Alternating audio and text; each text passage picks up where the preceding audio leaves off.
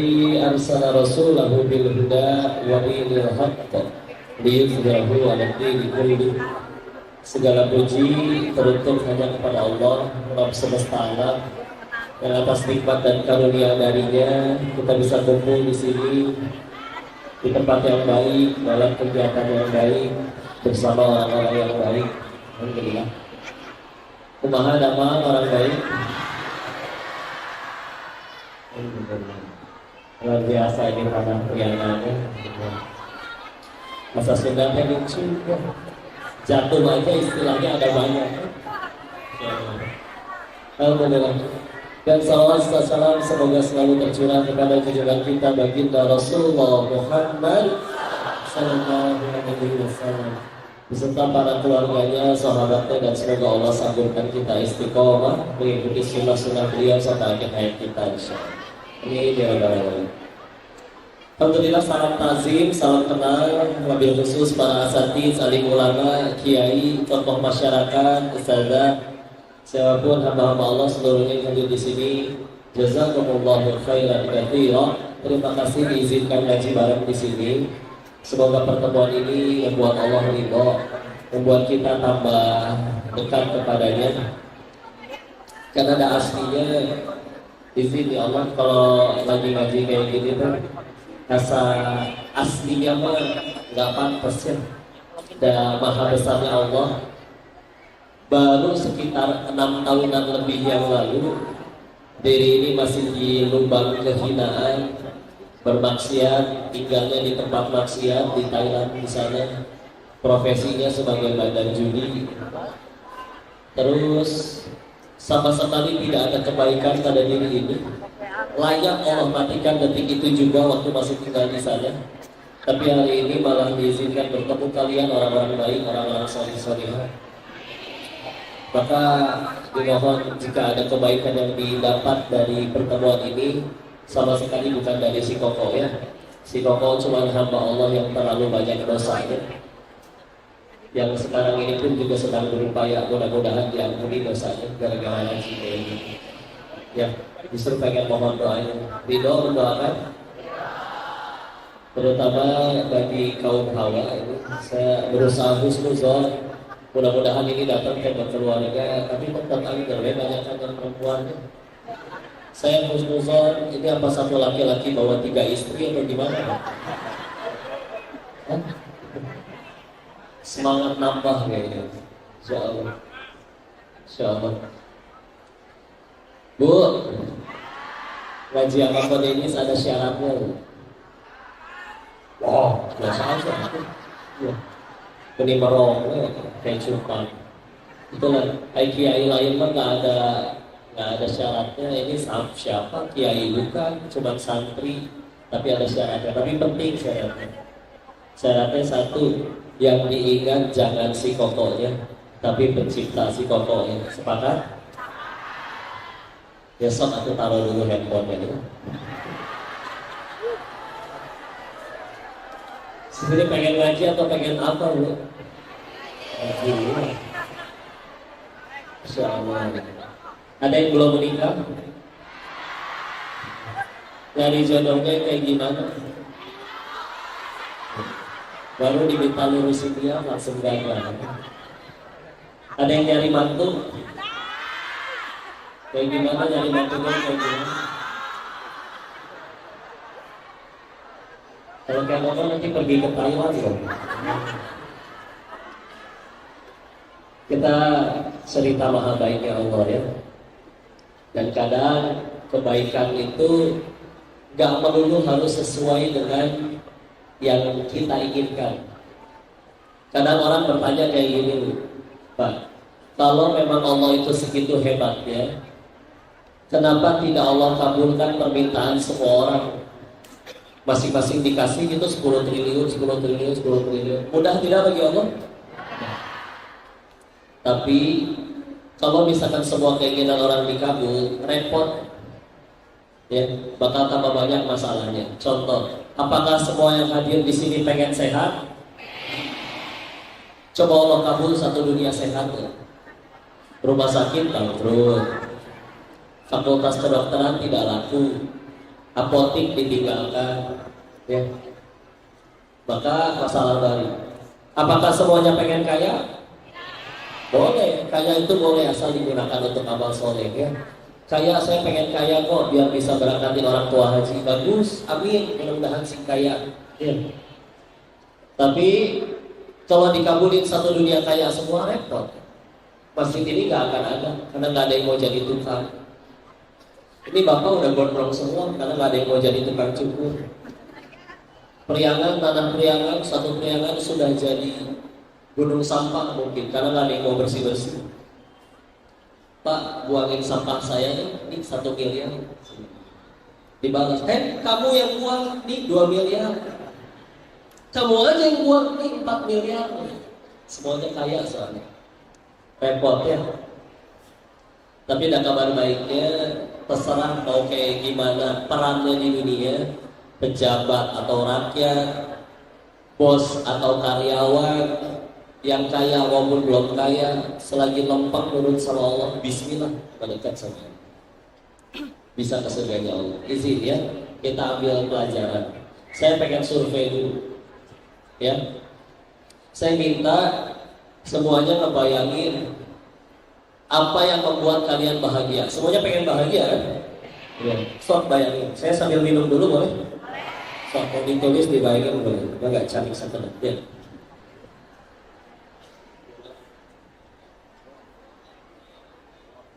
Oh, bayangin sampai yang perempuan mau 7 personil BTS jadi mu'alaf semua ya. Saking solehnya mereka hafal 31 juz. Offset. Udah gitu apa? Kayak mereka siap sedia menjadi suami ke-1 sampai ke-7 kalian. Serangkah betul.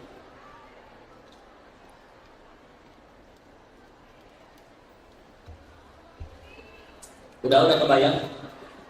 Udah ya. Tapi sekarang jawab dengan jujur. Siapa yang diantara daftar tersebut yang bisa membuat bahagia? Siapa yang di dalamnya menuliskan surganya Allah? Angkat tangan. Kehitung jari kan. Yang lain nggak pengen surga atau kumaha? Tapi kalau belum ditulis nomor 1, jangan sampai belum jadi prioritas. Kenapa? Gak kedengeran. Atau kudu kumaha deui. Sekitik geus gogolokan. Gak kedengeran. Oh, gak kedengeran. Kenapa nanti kalau gak kedengeran? Nanti nonton aja YouTube-nya ya. Terus karena ini soundnya udah maksimal tadi kan? Udah, ini nggak bisa diapa-apain lagi. Baca gerakan bibir saya aja ya.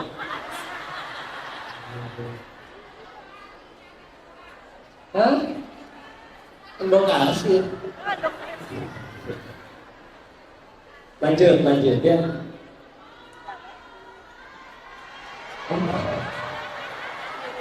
Itu jadi ngaji deh gitu. Allah. Punten ya, saya menyesuaikan. Tadi diminta, saya ketemu AA, ketemu guru-guru yang lain. Saya tanya, atau saya pakai gamisan sorbana boleh nggak? Jangan, udah kayak biasa ngomong topian, kadang terkadang di pensiun, kadang kudu pakai jas, enggak itu. Gini tuh. Mumpung kalau emang gara-gara itu ibu-ibu jadi pada pengen ngaji, ya alhamdulillah ya. Dan daripada menjadi playboy syariah, mendingan ngajakin ngaji ya. Ya udah balik lagi. Tadi ya diminta untuk memikirkan apa yang paling kita inginkan, ya. Maka insya Allah semuanya kalau misalkan ditanya pengen ke surga, pengen. Saya tanya, kalau misalkan Allah bilang kayak gini, wahai manusia, semua yang kamu minta mohon dikabul hiji nelangsa hidupnya, ya. Tapi satu yang Allah janjikan, disediakan tempat terbaik di surganya Allah. Mau?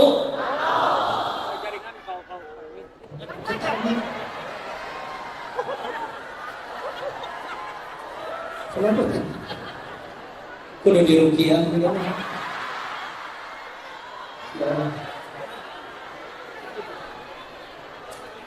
istri yang lain ya, Masya Allah. Ibu teh tadi bunga bahagia karena ingat Allah ya, Masya Allah.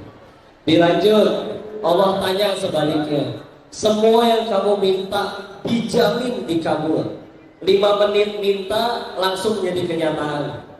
Cuma satu yang tidak Allah berikan, tidak ada tempat untukmu di surganya Allah. Mau? Berarti aslinya kita sepakat. Walaupun kita pengen mobil, pengen jodoh, pengen jabatan, pengen viral, aslinya lebih pengen surga, betul? Nah, kabar buruknya, aslinya tuh kita nggak kenal sama diri kita sendiri. Ya. Sistem pencernaan segala macam lah, nggak usah gitu. Tanya berapa jumlah gigi kita di dalam mulut, yang tahu angkat tangan. Nggak pernah ngitung? Ada yang pernah ngitung sebagian. Taunya angkat tangan. Berapa giginya bu? 3, 2, gini mah gampang hitungnya. Ya. Jumlah gigi nggak tahu, jumlah rambut nggak tahu, kapan meninggal nggak tahu, nasib 5 tahun ke depan nggak tahu. Banyak kan nggak tahunya kita sama diri sendiri kan. Tapi ketika yang maha tahu menetapkan ketentuannya pada kita yang tidak tahu, lebih seringnya kita so tahu. Ya Allah, yang paling tepat untukku teh yang ini kan. Makanya wajar menderita karena meletakkan kebahagiaannya pada apa yang kita mau, bukan pada apa yang Allah mau. Ya. Itu kabar buruknya. Kabar baiknya, kita itu sedang diurus oleh satu yang maha tahu. Kalau ditanya siapa yang paling kenal sama diri kita, jawabnya Allah. Ya, Allah lebih tahu tentang diri kita daripada kita kenal diri masing-masing. 2, kita juga diurus oleh yang maha penyayang. Gak mungkin Allah dengan sengaja menjauhkan yang baik dan mendekatkan yang buruk, mustahil. Ya. Maka seharusnya memang menjadi tenanglah kehidupan orang beriman. Tidak sadar hidupnya soalnya diurus oleh yang maha tahu dan maha baik. Kita naik pesawat aja, naik bus aja, tenang. Kenapa tenang? Karena supirnya, pilotnya profesional. Emang kenal pilotnya namanya siapa? Tak apa. Yang penting cenah profesional. Ilmu cenahnya nih. Cenahnya ini yang Masya Allah. Ya. Namanya nggak tahu, belajarnya nggak tahu di mana, ilmunya seperti apa nggak tahu. Cenah profesional tenang. Di pesawat baca majalah lain-lain, ya tenang. Terus tiba-tiba ya, biar nggak gantung. Ya. Baru pas kayak gitu jemput Allah biasanya. Masa ya pesawatnya kudu goyang dulu baru kita jemput Allah? Dan nggak mau juga kan? Ya. Alhamdulillah masih bisa kaget, berarti kupingnya normal, jantungnya berfungsi. Jadi kadang kayak misalkan kaget, berarti kupingnya sehat. Mules itu kebaikan.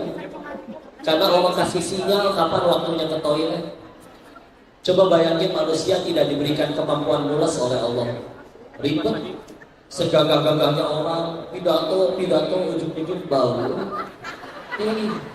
Karena nggak tahu kapan harus keluar, nggak pernah mules tahu keluar kan gitu. Ya. Maka itu fasilitas nikmat dari Allah. Ya. Ada orang pernah ke sepupu saya nggak bisa kentut, pas berobat ke dokter 8 juta bayarnya. Makanya syukuri yang bisa kentut ya. Seperti tadi. Maka aslinya kita sedang diurus oleh yang maha tahu lagi maha penyayang. Ya. Diri kita diurus oleh dirinya. Maka kita belajar dari kisah ini ya. Allah adalah yang paling tahu dan paling pengen dan paling berusaha agar kita nyampe ke surganya Allah. Tanda kutip ya. Karena Allah tidak perlu berusaha keras, segalanya mudah bagi Allah. Innama amruhu idza arada syai'an ayyakuna lahu yakun. Surat tahun Ibu? Ayat berapa? 82, benar ya. Ayat kedua sebelum terakhir, ya. Allah paling tahu dan paling berusaha, paling berupaya, ya. Kita belajar dari kisah ini ya. Ada satu surat yang disunahkan dibaca setiap hari Jumat. Surat apa? Al-Kahfi. Di dalamnya ada kisah luar biasa. Nabi Musa alaihissalam bertemu dengan gurunya, siapa?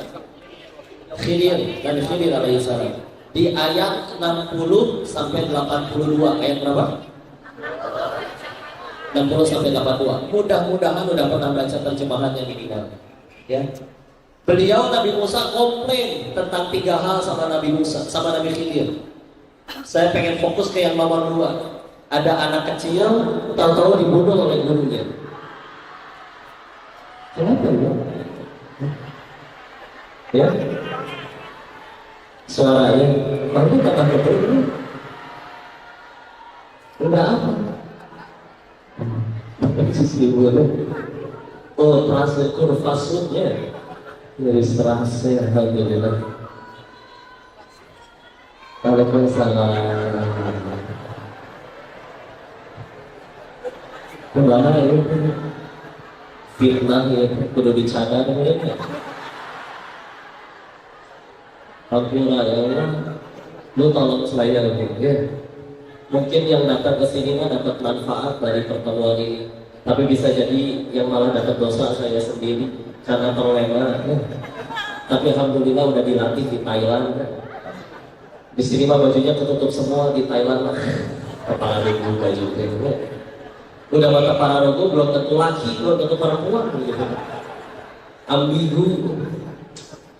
Masya Allah. Ya balik lagi. Ya. Ada anak kecil itu dibunuh oleh Nabi Khidir. Ditanyakan oleh Nabi Musa, "Nanaona?" Pakai bahasa Sunda ya. Kenapa dibunuh? Ya. Kenapa dibunuh? Baru akhirnya di akhir perjalanan kan baru dikasih tahu. Di akhir perjalanan baru dikasih tahu bahwa ini adalah kehendak Tuhanmu. Tuhanmu mengetahui ini anak bakal murtad dan akan mengajak sekeluarganya murtad. Ya. Nah kita lihat 2 skenario yang ada ya. Yang pertama, anggaplah si anak tetap hidup dan besar menjadi tokoh, kaya, berkuasa dan nurut sama ibunya. Seumur hidup gak pernah cekcok sama ibunya. Tapi satu, murtad sekeluarga ke surga gak? Ya.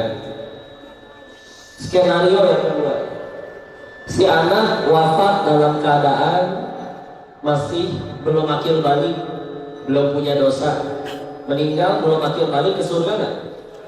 Nah, ibunya meskipun dari hari si anak wafat sampai hari si ibu wafat misalkan selisih 40 tahun, dan selama 40 tahun tidak ada hari di mana si ibu tidak menangis. Tiap malam menangisi kepergian anaknya. Tapi satu, ia tetap terjaga iman Islamnya tidak murtad.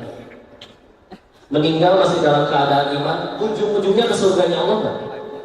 Surga insya Allah. Kalau nyampe surga ketemu nggak sama anaknya? Tunggu. Demi Allah, apa artinya capek sebentar di dunia kalau berakhir di surga nikmat yang abadi? Kita lihat ya, saking Allah pengennya sekeluarga ini ke surga. Apa ini? Ini matiin dulu kan?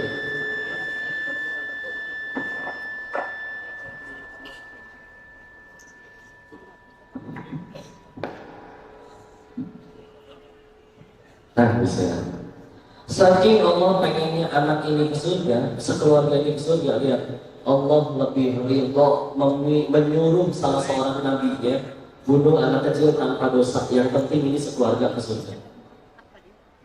Kadang seolah kayak gimana, tapi ya itu cara pertolongan Allah ya. Gini, petani aja rela panas-panasan berbulan-bulan di sawah, rela panas-panasan berbulan-bulan di sawah demi panen yang paling panennya cuma 1 pekan. Ya, nggak mungkin panen berbulan-bulan. Panennya masih bentar, lebih lama nanamnya dari biji. Ya, tapi rela. Masa kita tidak rela capek sebentar di dunia, beberapa puluh tahun kalau nyampe itu dia umurnya demi bahagia yang abadi nanti di surga Allah. Maka kadang-kadang pun kalau kita ada selama ini doa, kok saya udah nonggeng, udah sujud, udah minta kepada Allah, mana nggak dikabul juga? Bisa jadi kepahitan yang sedang dialami itu cara Allah menolong kita nyampe ke surga Allah. Beneran? Di hadis riwayat Imam Tirmidzi dan Ibnu Majah, izin koreksi kalau saya salah ya. Diriwayatkan al-Tabaqalah Rasulullah Muhammad SAW bersabda yang maknanya, seseorang akan berharap menggunting-gunting daging mereka sendiri di hari akhir. Kapan?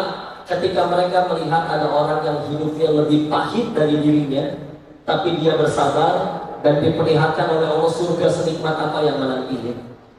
Maka mereka harap, tahu gitu saya aja yang menderita ya Allah, tahu gitu saya aja yang sakit, tahu gitu saya aja yang miskin. Kalau tahu nikmatnya senikmat itu, maka ya syukur. Kok kenapa ujiannya beda-beda? Nah, Allah tahu yang paling tepat buat kita diujinya gimana.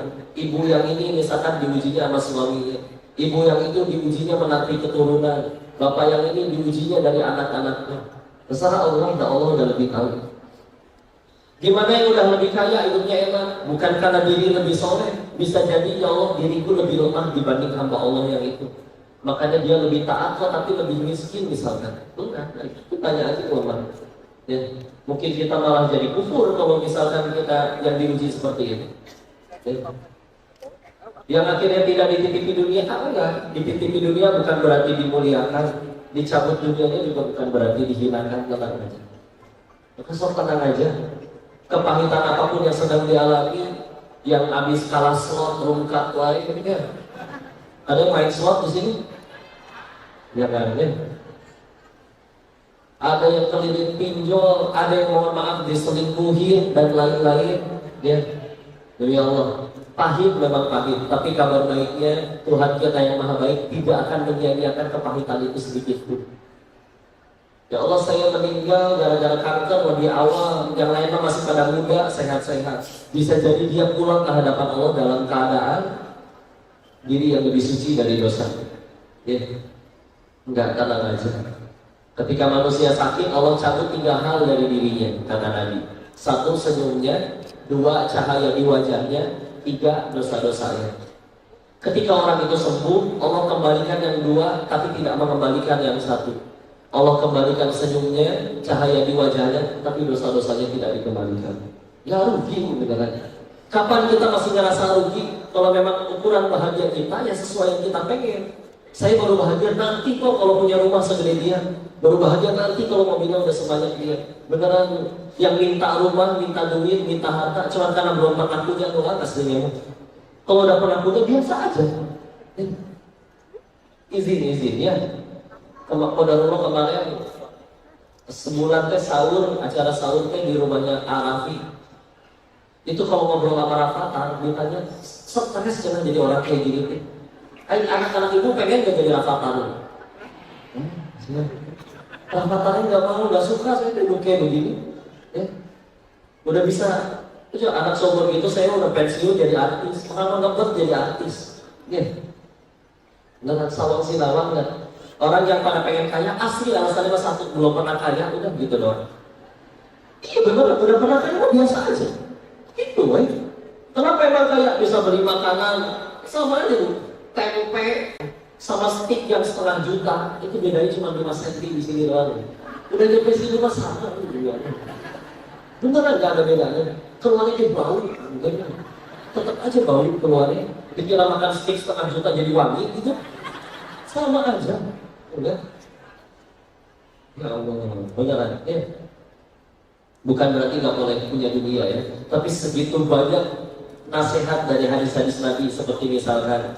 Suatu ketika Nabi jalan dengan para sahabat, ada bangkai anak kambing cacat.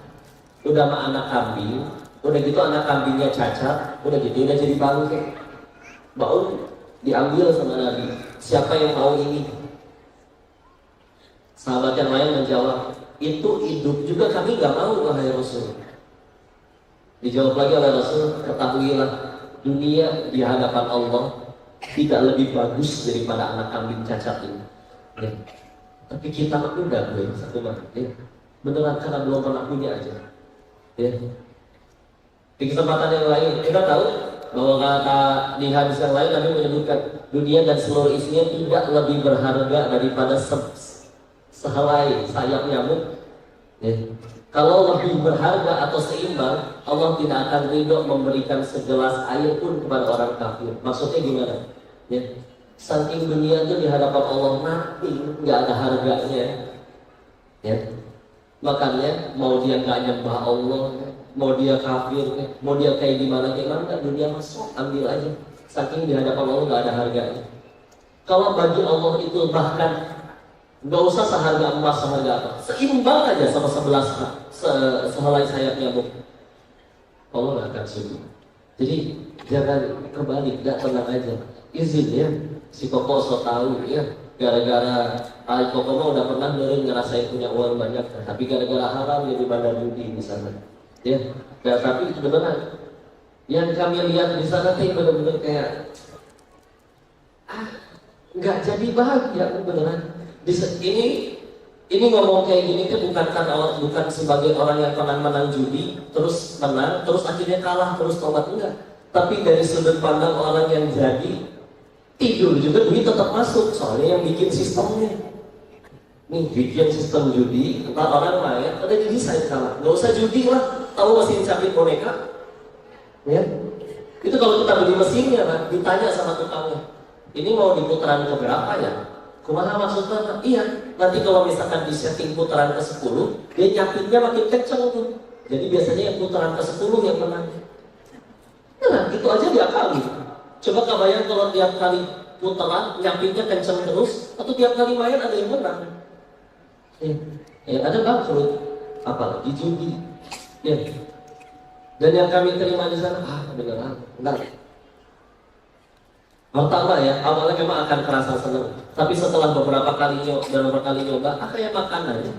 Makan daging pertama kali all you can eat, seneng kan? Tapi setelah perut kenyang, dikasih daging yang sama, gue mau lagi. Ya. Ketika akhirnya dulu kayaknya aku akan bahagia nih, minimal kerja, punya kerjaan. Kalau aku kerja pasti aku bahagia.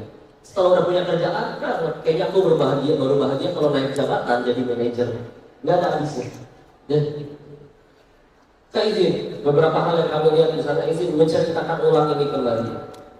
Ini cerita dari orang-orang yang hidup di sana. Dulu yang diri ini dapat paling top sehari cuma di 80 jutaan. Tapi kalau 80 juta kali 30 hari baru 2,4 miliar sebulan. Ya. Dan itu masih bandar judi biasa saya. Banyak yang lebih kaya di sana. Ya. Tapi di sana ada yang sampai per bulan atau nyampe puluhan miliar dan segala macam. Duit bukan masalah bagi mereka. Tapi tetap jenuh.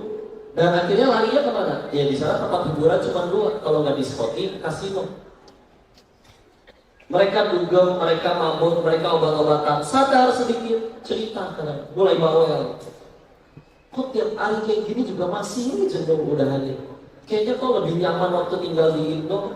Kumpul di ruang tengah dikelilingin anak cucu, lari-larian. Kita aja udah kumpul di ruang tengah, tapi kan karena nggak punya kamar lagi. Di sana nggak pengennya seperti itu. Lalu terus gimana? Ya kadang bangga juga sih anak saya kuliah di Jerman, di London, dan macam-macam. Anak yang adik-adiknya masih tinggal serumah, tapi anak kita bosen, paling minta uang jajan ke warung. Anak mereka bosen, ambil handphone berangkat ke Singapura. Pesan tiket, nggak bawa baju, nggak bawa koper, enggak. Dan di sana banyak mall, bisa belanja. Saking uang bukan masalah. Kapan pulangnya? Nunggu bosan, bukan nunggu duit habis. Tapi nggak bisa bohong. Ketika mereka habis bangga kayak gitu, sambil makan di restoran mewah, bisa berjalan ngeliat cuma restoran tenda, pecel lele kalau di Kutaman. Ngeliat ada seorang ibu disuapin makan jeruk sama anaknya, dikupasin, seputih-putihnya dicabutin, dianterin sampai bibir ibunya, bijinya mau dilepehin, ditungguin sama anaknya, dipegangin.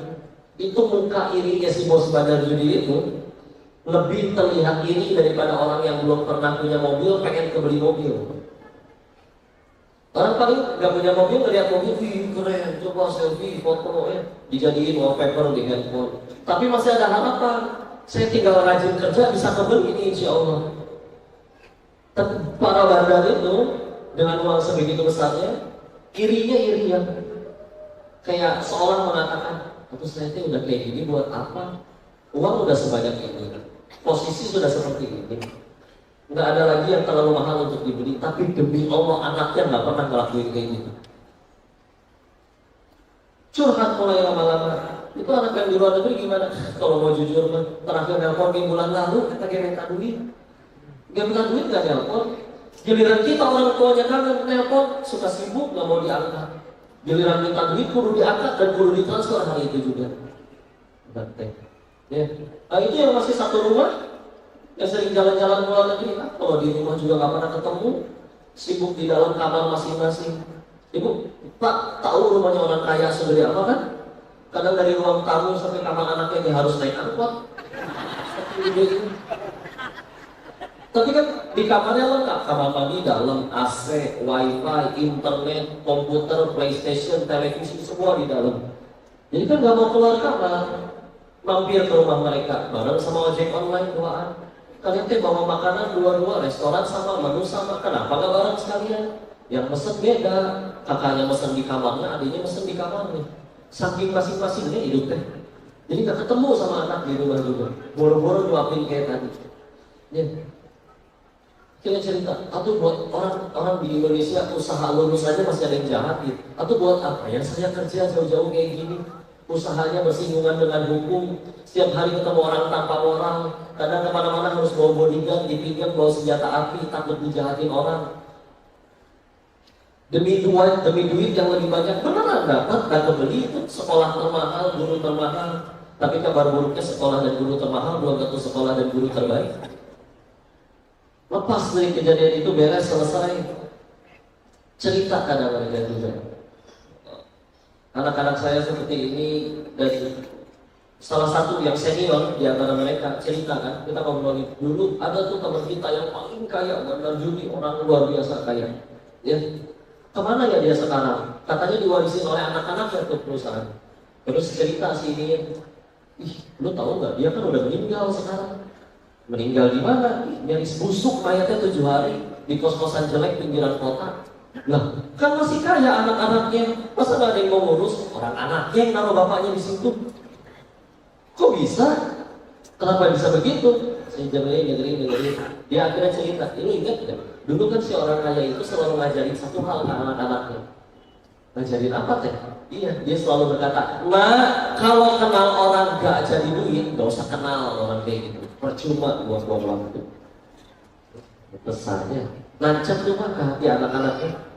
Suatu hari bapaknya udah sakit, gak kaya lagi, perusahaan dan harta sudah diwariskan, nggak jadi duit kan, nggak ada yang mau ngasuh bapaknya.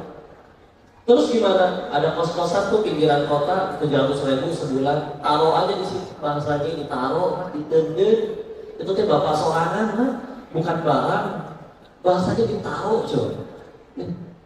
Tapi seminggu sekali pembantu kita jenguk. Ketika ada pembantunya giliran jenguk, udah jadi banyak, harus busuk 7 hari. Air kencing menggenang, tong sampah berantakan, namanya orang sepuh tinggal sendirian lagi sakit. Tapi demi Allah yang membunuh si bapak ini bukan penyakitnya, bukan masa tuanya, tapi perasaan dijual oleh anak yang dulu ia bangga-banggakan. Ternyata benar. Maka punten ya, kadang suka ada orang tua berkata, kok anak saya mah nggak usah sering-sering lah ngajinya, ada cita-citanya nggak jadi ustaz. Katanya ngaji gua cuma ustaz doang. Ya. Padahal akhirnya punten ini anak jadi kaya, jadi konglomerat, jadi orang hebat. Tapi bapak ibu diperlakukan kayak film azab Indosiar. Pasti dibanggain anak kayak gitu. Sampai kadang ada, ini dapat cerita salah satu ustaz di Indonesia juga. Dia cerita dulu ngajar anak orang kaya, sebulan dikasih 2 juta. Suatu ketika liburan akhir tahun ajaran, diajak main yuk ke villa keluarga. Berangkat lo ikut. Nyampe villa, ternyata di villanya miara anjing. Anjingnya teh lucu. Disuruh duduk-duduk, disuruh loncat-loncat, disuruh salaman-salaman, disuruh narik angkot. Dari permulaan ya. Itu lucu, udah ditanya, anjing bisa gitu ya? Iya dong, kan les anjingnya. Ada les anjing? Ada. Berapa biaya les anjing? 8 juta sebulan. Terlihat kayaknya. Majikannya belajar ngaji, diajar adab 2 juta. Anjingnya dilesin 8 juta. Besoknya waktunya ngaji nggak datang si ustadznya. Ditelepon, Ustaz, nggak ngajar lagi. Iya, enakan ngajar anjing. Ya, beneran. Akhirnya dirayu sok, aku ngaji, misalkan ngaji. nggak cuma harus jadi ustadz doang pengen ngaji, pengen punya anak yang sopan, beradab, berakhlak. Ya udah sok ngaji. Gimana ngajinya? Kita punya uang nggak? Bayang aja gurunya suruh datang ke sini. Oh ternyata nggak usah jauh-jauh tuh tetangga banyak guru ngaji. Berapa biasanya? Ya tetangga sih pada bayar 500.000 sebulan. Mahal amat. Sudah ternyata. Jadi HT. Kayak nggak jemput deh. Bukan rambutnya, bibirnya dijemput. Cangkemos sekalian ya. Giliran di Bogor ada lembaga bimbel. Saya tinggal di Bogor ya. Di Bogor ada bimbel bimbingan belajar, ya. Ada spanduknya gede, paket tulisannya 80 juta persiapan ke surga ya, lapisan mahal. Begitu dilihat spanduknya dari dekat, paket persiapan masuk PTN, perguruan tinggi negeri. Di angka 80 jutanya ada bintang, tanda keterangannya. Di bawahnya baru biasanya ada tulisan kecil kan, bintangnya artinya apa? Keterangannya kalau bahasa kita kan, tadi cantik lulus. Ya itu kan lulus itu tergantung kampus nih, bukan dari bimbel ya. Tapi itu kerja ada orang ini deal yang bagus nih, demi masuk perguruan tinggi negeri itu wajar persiapannya bayar 80 juta. Ya. Tapi demi masukin anaknya ke surga 500.000 kemahalan. Investasi terbaik itu. Iya, nah aku yakin mau ditanya, kamu orang tua meninggal, ya berapa memang followers anakmu? Mau ditanya kan? Nah kalau misalkan gara-gara dia centang biru IG-nya langsung ke surga gitu, nah ya, benar aja. Jadi, bukan ya, ini sebagian dari yang bikin kami pulang waktu itu di sana. Itu mereka yang menjalani ngerasain seperti itu. Saya tetap gak percaya waktu itu. Yang ada nggak yang tetap sampai akhir hayatnya Badar Judi itu tetap kaya? Coba nyari. Tanya ke beberapa kasino, ketemu sama manajer-manajer yang paling lama, paling tua. Nanyain pendiri kasinonya kemana? Kan udah mati kena HIV/AIDS. Nah kasino yang itu kemana bosnya pendirinya? Kan udah agak gila sekarang, anak istrinya dulu minggat sama laki-laki lain. Terus yang di belakang ada kasino lagi. Ya kan dikhianatin anak buahnya, sekarang masih di penjara. Ada nggak yang masih kaya sampai detik ini? Ada yang itu kasinonya, rumahnya di belakangnya gede. Tapi kan anak-anaknya mati overdosis narkoba semua. Gak ada yang kayak beneran.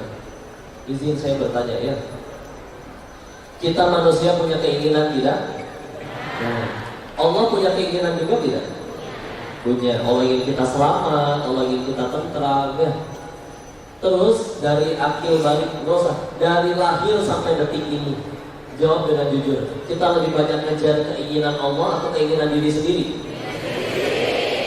Anggaplah kita ngejar keinginan sendiri. Sebagian bahkan sudah tercapai.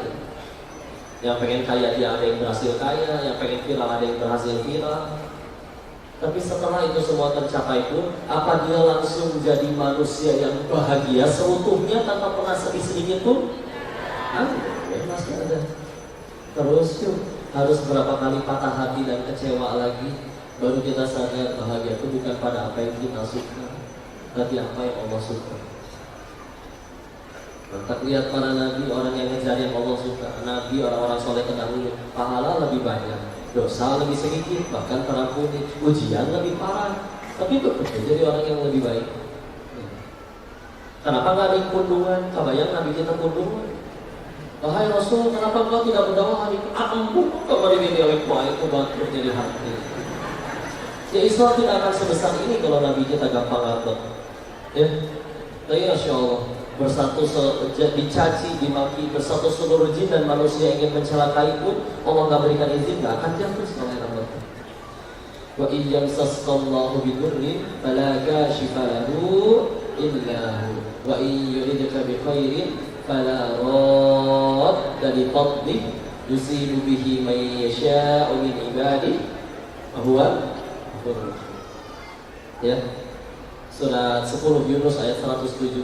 Kalau Allah inginkan kebaikan pada seorang hamba, kemudorotan pada seorang hamba, bahkan ada yang bisa ngilangin. Begitu juga kebaikan. Ya. Cuman ya atau gimana ya? Kita sudah menurun kualitasnya dibanding waktu dulu masih kecil misalnya. Waktu kecil kita mudah bahagia, dikasih uang jajan 2.000 udah senang, nyanyi gak jelas ditepuk tanganin udah senang, dan gak mudah stres. Ya, dicaci orang biasa aja. Berantem sama teman, benjol 5 menit kemudian udah bayan lagi. Yang berantem ibunya biasanya. Lah, kami habis benjol sama dia, anak kecil mah sederhana. Benjolnya udah gak sakit, dia punya bayangan dan saya punya bayangan. Gak ada masalah nama baik, pencemaran nama baik. Aneh. Kebayang anak PAUD TK pulang nyampe rumah, "Ma, panggilkan pengacara keluarga kita." Mana deh? Anak TKA tadi menghina saya di depan PKB, itu pencemaran nama baik. Saya tidak terima. Kita bawa mereka ke meja hijau. Dibawa meja biliar ke sini dulu. Sama hijau kayaknya. Ya gitu. Enggak, anak kecil mah gak masakin nanti. Orang udah gede, Masya Allah, dihinanya satu, ya. Kalau satu orang pengadilannya berbulan-bulan, biaya habis ratusan juta buat pengacara, ya. Kayak gitu, akhirnya dapat nama baiknya, manusia kembali memujinya. Tapi kalau Allah masih benci karena dia belum tobat, itu dia dapat apa? Demi nama baik dia, ini capek kadang jadi orang dewasa. Kayak segala nggak usah dikejar, udah. Dan dulu kita bisa bahagia tanpa alasan. Kenapa anak kecil lebih mudah bahagia? Sederhana. Dan di hatinya belum ada pesaing Allah. Kita makin gede, muncul ilah-ilah lain di hati kita. Oh, saya mau baru bahagianya nanti kalau rumahnya udah segede gitu. Oh, gini ya rasanya punya jabatan enak, gajian kan percuma gajian segini. Saya baru bahagia nanti kalau punya jabatan. Nah, kenapa jadi kayak gitu? Makanya karena Islam itu melepaskan manusia dari perbudakan secara nyata. Dulu diperjualbelikan, sekarang juga manusia masih diperbudak, tapi oleh keinginan Allah. Ya, pengen selalu terlihat langsing, misalkan para ibu. Makanya setiap kali foto tahan nafas gitu. Manusia sampai menciptakan benda yang namanya korset, jadi terlihat langsing. Berhasil terlihat langsing, wajahnya biru, kurang oksigen. Biasa. Ya, demi itu Masya Allah. Dan akhirnya nyampe ngerepotin yang foto. Oh, ulang fotonya, jangan kelihatan gendut ya. Oh, dia yang banyak makan, kita yang dimarahin gara-gara dia kelihatan gendut. Sampai ya. Nih cek ya, saya pengen tanya juga di masjid ini. Survei di tiap masjid. Bu, saya boleh tanya, ibu kenapa kalau fotonya nggak bisa satu kali? Pasti lebih dulu. Kan ada ibu makanya gitu. Oh, dari angel yang lain, sudut yang lain. Coba survei ya. Ibu foto 10 orang. Yang 9 senyum sempurna. Ibu perut sorangan, diulang lagi. Berarti cuma angle-nya yang ganti ya. Foto selanjutnya ya. Yang 9 perut, tapi ibu senyumnya sempurna sendirian. Itu kan yang dipajang di status. Egois ya. Pantesan suka berantem sendiri, halus terfotonya, halus, nah, itu berhenti ya. Oke ya, insyaallah. Nih, izin ya, dan tiap kali beres gaji, kan suka cek handphone, suka banyak yang nge-tag story. Tapi udah gak sedikit yang diupload pas saya bereng. Padahal saya tahu itu orangnya berfoto berkali-kali, tapi yang diupload yang saya bereng. Gara-gara pasti pas bagusnya gitu. Insyaallah ya. Capek ya, Insya Allah. Udah Bu, tenang aja ya, terima aja. Jangan takut jadi tua ya. Kenapa jangan takut? Jadi nggak bisa mundur lagi ya. Nggak perlu sibuk-sibuk menjelaskan. Si Koko nggak tahu. Dulu ibu waktu pakai seragam SMA masih muda, lucu lah. Siap. Ya. Gue pengen tambah lucu sekarang Bu. Gue pakai lagi sekarang seragamnya. Pecah ini lagi ya. Oke. Dan biasalah ibu kan. Udah tenang, diatur. Apa nih? Oh, kelapa gitu. Hitung jarak saya dari sini ke minumannya, hiji 2 nyampe. Sekarang hitung jarak airnya nih dari gunung, dari pohon kelapanya nyampe ke sini. Lebih jauh mana? Lebih jauh kelapa. Nggak ada di sini. Bisa diminum langsung gratis. Gratis kan?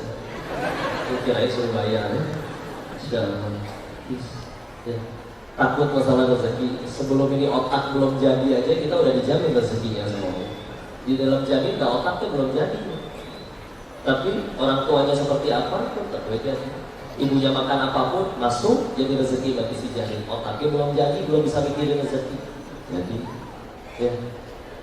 Demi Allah ya, kita tidak akan bisa mati sebelum salah satu alasannya rezeki yang sudah Allah tentukan dulu sebelum kita diciptakan masih di alam rahim Allah sudah tentukan itu belum kita terima semua.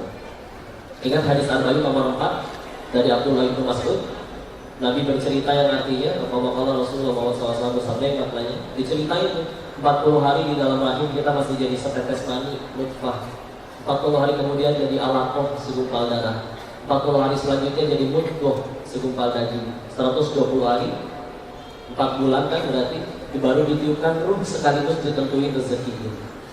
Tidak akan mati itu orang sebelum rezeki yang udah ditentuin hari itu diterima seluruhnya. Dulu ketemu AA waktu di 16 Maret di BSD kemarin, cerita beliau, ada ulama cerita ada orang masuk ke dalam sumur jatuh, minta tolong, ditolong sama orang naik pakai timba. Begitu nyampe suruh tenang dulu, dikasih minum segelas susu. Beres minum udah tenang ditanya, ayo bapak kenapa bisa jatuh? Diceritain, saya nggak tahu ya, diperagain saya tadi cuma berdiri di sini, jatuh lagi ya. Tapi jatuh yang kedua mati. Maka kata ulama yang menyaksikan hal tersebut, orang tadi masih punya rezeki 1 gelas susu lagi. Maka dia udah di tempat matinya pun kacing naik dulu buat ngejemput rezekinya baru boleh dia mati. Nah kan, ya. Dan rezeki manusia aslinya cuma 3, ingat? Yang dimakan jadi kotoran, yang dikenakan lalu menjadi usang, dan yang diinfakkan di jalan Allah. Ulangi, yang dimakan jadi kotoran, yang dikenakan jadi usang, yang diinfakkan di jalan Allah. Ya. Ibu cek, ini ada minuman misalkan ya, saya bawa pulang. Begitu nyampe tengah jalan, tumpah bahe, ternyata dimakanin semut. Ya udah, saya cuma disuruh Allah nganterin minuman ini kepada hamba Allah yang lain. Udah. Jangankan inilah, sekarang keluarin handphone masing-masing, cek saldo internet banking. Duitnya atas nama siapa? Masing-masing. Tapi sebelum lewat sini, belum jadi rezeki kita. Namun banyak udah duitnya atas nama kita di bank. Tahu-tahu dapat telepon, Pak, aku belajar nyetir, nabrak. Hah? Terus gimana? Harus gantiin, Pak. Berapa deh? 4 miliar. Hah? Pak, kamu nabrak apa? BMW, opat, Pak. Itu milih-milih aku nabrak ada. Nabrak naon, kayak aku numirah. Soalnya ternyata rezeki bengkel. Sebelum lewat sini, belum jadi rezeki kita. Ya. Baju, iya, pakaian. Makanya kita tahu ya, para wanita itu salah satu paling berat ketika menghadapi sesuatu yang namanya diskon. Ya. Ketika udah melihat diskon, bergelora itu darah di tubuh mereka ya. Sampai sholatnya nggak bawa-bawa. Tagamis, ya Allah, sholatnya bela ya. Allahu Akbar. Allahu Akbar. Besok kan si bapak kasih uang belanja. Sami Allahu liman hamidah. Teman saya juga mau bayar utang. Allahu Akbar. Aduh, diskonnya tinggal hari ini. Allahu Akbar. Tapi bisa dah, insya Allah ada teman tadi ngajakin ke sana. Allahu Akbar. Bapaknya keduluan sama yang lain. Allahu Akbar. Bisa hari ini insya Allah duitnya. Astagfirullahaladzim. Astagfirullahaladzim. Assalamualaikum, assalamualaikum, assalamualaikum, assalamualaikum, assalamualaikum, assalamualaikum. Saya ada yang salah nih. Kebawa. Anggaplah pembeli ya Pak ya. Kadang dia ditanya, saya suka iseng aja. Oh, etanya pembeli. Emang buat dipakai kapan? Nggak tahu. Mudah-mudahan aja nanti ada kondangan. Nggak tahu. Ya. Tapi beli dulu aja. Anggaplah kebeli, taruh di lemari, beli bunga ya. Beres dari situ, sibuk kerja, tiap hari beraktivitas, karir melejit, sering keluar kota, rezeki nambah, suatu ketika mesti pindahan kontrakan, bongkar lemari.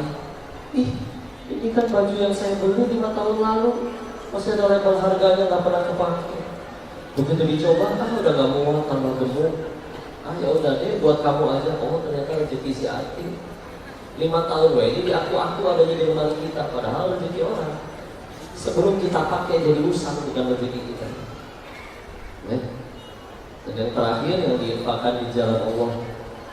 Dulu ada pengusaha solih, beliau punya kebiasaan kalau beres jualan, sisanya sedikit buat modal besok, sisanya sedekahnya. Ditanya sama teman-temannya, kamu gak sayang sama uang kamu? Invest dong dengan kita. Dijawab, justru saya sayang banget sama harta saya. Mantap, makanya pengen saya bawa mati. Gimana caranya? Transfer ke rekening akhirat saya. Gimana caranya? Sedekah. Insya Allah gak akan Allah sia-siakan. Bismillah, demi Allah. Karena rezeki mah gitu doang, saudara. Izin ya. Ini kisah nyata yang kami lihat di Thailand juga. Ada dulu teman kami masih satu tempat judi juga, tapi dia keluar lebih dulu. Waktu saya masih kerja dia udah keluar karena ikut pacarnya teh mohon maaf penari seksi dancer di tempat hiburan malam. Dia juga pacarnya keluar, dia keluar, ternyata buka usahanya ternyata mereka mohon maaf jadi bandar narkoba, bikin sendiri. Saya nggak tahu itu belajar dari mana, tapi bisa beli bahan baku di toko kimia sampai jadi narkoba itu dia bisa bikin. Nggak tahu belajar dari mana. Ngeliatin cara bikinnya kadang mampir ke ininya. Suatu ketika melejit, dia bahkan jadi bandar narkoba paling gede di tempat saya waktu itu, di tempat kami tinggal. Udah kebeli semua sampai punya restoran, sampai punya apa. Restoran pada depannya restoran, dalamnya kan tempat bikin narkoba. Ya, begitu saya ngeliatin oh cara bikinnya seperti itu dan lain-lain. Suatu ketika pacarnya berkhianat, selingkuh sama orang lain. Jadi si teman saya ini kalau bahasa ininya kan dicepuin, tau gak? Dicepuin tuh dikhianatin gitu ya. Si ceweknya kabur sama laki-laki lain yang diserahin ke polisi itu teman saya ini. Akhirnya dipenjara lah, karena itu di perbatasan Thailand dengan Kamboja. Jadi dia di penjara Kamboja. Namanya di penjara kan nggak ada yang enak tuh, digebotin, di apa, di segala macam. Akhirnya dia bilang, saya pengen keluar. Ini orang unik, dia bandar narkoba, tapi nggak main judi, nggak main perempuan, nggak mabok-mabokan. Dia bilang pengen nabung nanti buat nyenengin orang tuanya di Bogor. Aslinya orang Bogor juga, ya. Tapi akhirnya suatu ketika ketangkap, dan ketika udah nggak tahan dengan siksaan di penjara, dia nego.